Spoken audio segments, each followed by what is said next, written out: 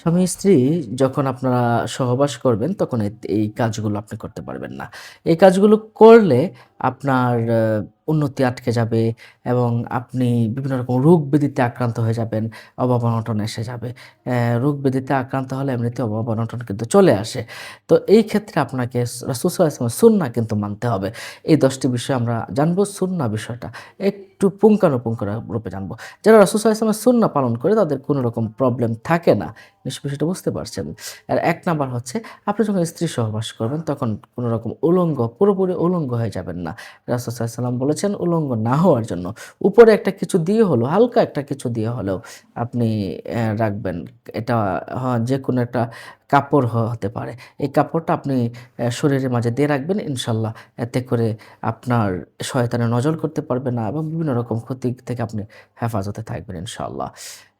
আপনি যখন স্ত্রী সহবাস করবেন ঠিক তখন আপনি কিন্তু অজু করে নিবেন। যদি অজু করে নিতে পারেন তাহলে আপনি পরিপূর্ণ তৃপ্তি পাবেন এবং আপনার শরীরটা পবিত্র থাকবে এবং আপনার মন মানসিকতা অনেক উৎফুল্ল থাকবে। এজন্য সুন্নাহ পদ্ধতি হচ্ছে স্ত্রী সহবাসের আগে অজু করে নেওয়া। ৩ নাম্বার হলো আপনি যখন স্ত্রী সহবাস শুরু করবেন তো অবশ্যই বিসমিল্লাহ পড়বেন। রাসূল সাল্লাল্লাহু আলাইহি ওয়াসাল্লাম সুন্নাহ। রাসূল সাল্লাল্লাহু আলাইহি ওয়াসাল্লাম আমাদেরকে নিজে আমাদেরকে শিক্ষা দিয়েছেন যে সহবাসের আগে এই দোয়াটা পড়ার জন্য। বিসমিল্লাহ আল্লাহুম্মা জান্নিবনা শাইতানা ওয়া জান্নিবিশ শাইতানা মা রাযাকতানা। যারা এই দোয়াটা পারবেন না তারা শুধু বিসমিল্লাহ বলে শুরু করবেন। তাহলে কি হবে? শয়তান জিন পড়ে এসে আপনার সাথে সহবাসে লিপ্ত হতে পারে না। যদি আপনার সাথে সহবাসে লিপ্ত হয় তাহলে দেখা যায় হিজড়া সন্তান জন্মগ্রহণ করতে পারে। সন্তানাদি খুব দুষ্ট হতে পারে, খারাপ হয়। এজন্য বিসমিল্লাহ বলে আপনি সহবাস শুরু করবেন। আপনার সহবাস শেষ হয়ে গিয়েছে, সহবাসের সাথে, সাথে আপনি গোসল করবেন না। সহবাসের সাথে, সাথে গোসল না করে আপনি একটু ওয়েট করবেন। শরীর অনেক সময় গরমাক্ত হয়ে যায়। তাহলে এই গরম অবস্থায় যদি আপনি যদি গোসল করে ফেলেন তাহলে বিভিন্ন রোগ আসতে পারে। এটা মেডিকেল সায়েন্স বলেছেন। এবং আপনি সাথে, সাথে গোসল করলে আপনার পুরুষাঙ্গ থেকে বীর্যটা কিন্তু পুরোপুরিভাবে বের হলো না। পরে আস্তে, আস্তে কিন্তু বের হবে। এজন্য প্রস্রাব করে নিতে হবে। তারপর প্রস্রাবের পরে আপনি আ যখন পরিষ্কার হয়ে যাবে তখন আপনি গোসল করে নিবেন। আর আরেকটা হলো অনেকেই আছে খুব দেরি করে ফেলে। ৩ ঘন্টা, ৪ ঘন্টা, ৫ ঘন্টা গোসল না করে থাকে। এটা কিন্তু খুবই একটা খারাপ কাজ। এটাও কিন্তু ভালো কাজ নয়। জমিন তার জন্য বদদোয়া করে থাকে। ফেরেশতারা তার জন্য বদদোয়া থাকে এবং খারাপ সংস্পর্শ তার কাছে আসে। হ্যাঁ? ফেরেশতারা তার কাছ থেকে দূরে সরে যায় এবং জিন-পরীরা তার কাছে, কাছে চলে আসে। এজন্য দেরি করা যাবে না গোসল করতে। অনর্থক কোনো অবস্থাতেই গোসলে দেরি করা যাবে না। এটা উচিত নয়। অ্যা এরপরে আপনি স্ত্রী সহবাসের পরপরই আপনি কোরআন থেকে তেলাওয়াত করতে পারবেন না। কোরআনকে স্পর্শ করতে পারবেন না। লা ইয়ামাসসুহু ইল্লাল মুতাহহারুন। আপনি আল্লাহ পাক বলেছেন অপবিত্র অবস্থায় কোরআন স্পর্শ করা যায় না। আপনি কোরআন তেলাওয়াতও করতে পারবেন না। যত দ্রুত সম্ভব আপনি অ্যা তে পবিত্র হয়ে আপনি কোরআন তেলাওয়াত করবেন। এরপরে আপনি মসজিদে যেতে পারবেন না। অপবিত্র অবস্থায়, নাজাসাত অবস্থায় আপনি মসজিদে যেতে পারবেন না। মসজিদে যদি যান তাহলে পুরাটা আপনি অপবিত্র হয়ে গেল। মসজিদটা আবার পুরোপূর্ণভাবে ধৌত করতে হবে। সুতরাং মসজিদে আপনাকে যাওয়া যাবে না।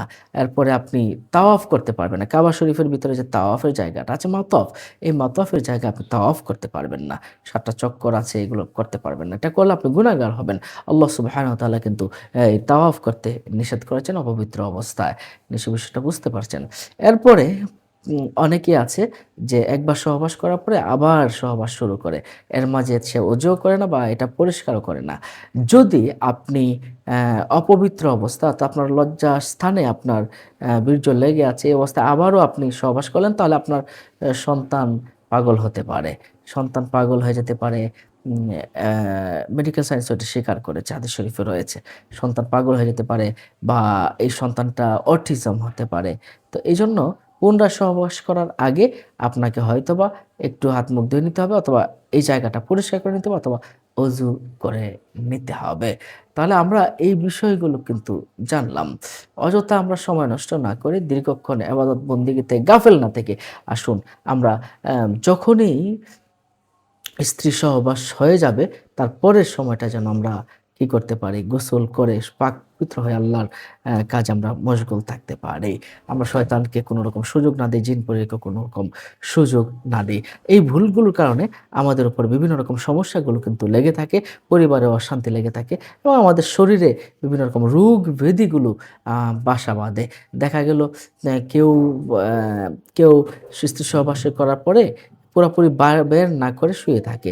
হ্যাঁ? এজন্য প্রস্রাব করা উচিত। প্রস্রাব করলে ভিতর থেকে বীর্যটা বের হয়ে যায়। আর বীর্যটা বের হয়ে গেলে আপনার পুরুষাঙ্গটা সুস্থ থাকে। আপনি নিজেও শারীরিকভাবে সুস্থ থাকবেন। আপনি আপনার উন্নতি হবে, ভালো হবে। আর সুন্নত মানলে সার্বিকভাবে সব দিক থেকে উন্নতি হয়। অর্থনৈতিকভাবে উন্নতি হয়, মানসিকভাবে উন্নতি হয়, শারীরিকভাবে উন্নতি হয়। সুন্নত মানলে আসুন আমরা রাসূল সাল্লাল্লাহু আলাইহি ওয়াসাল্লামের সুন্নাহগুলো মানি। অন্য ভাই বোনদেরকে জানাতে শেয়ার করে দিন। ভালো থাকুন, সুস্থ থাকুন। আসসালামু আলাইকুম ওয়া রাহমাতুল্লাহ।